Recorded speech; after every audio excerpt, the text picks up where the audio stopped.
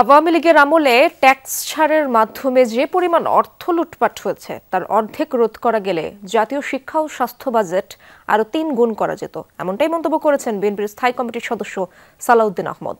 বিকেলে খুলনা প্রেস ক্লাবের ব্যাংকুয়েট হলে তারুণ্যের ভাবনা শীর্ষক সেমিনারে তিনি আরও বলেন, আওয়ামী লীগের ইতিহাস গণতন্ত্র হত্যার ইতিহাস, এক দলীয় শাসন কায়েমের ইতিহাস, যার ভিত্তি লুটপাট আর চোরতন্ত্র। তিনি আরো বলেন, ফ্যাসিবাদ বিরোধী আন্দোলনের মধ্য দিয়ে যে গণজাগরণ ঘটেছে তা ধরে রাখতে সবার আগে বাংলাদেশ নীতি প্রতিষ্ঠা করতে হবে। সেমিনারে অন্যান্য অতিথিদের মধ্যে রয়েছেন বাংলাদেশ জাতীয় পার্টির চেয়ারম্যান ব্যারিস্টার আন্দালিব রহমান পার্থ সহ দলের ও অঙ্গ সংগঠনের নেতাকর্মীরা।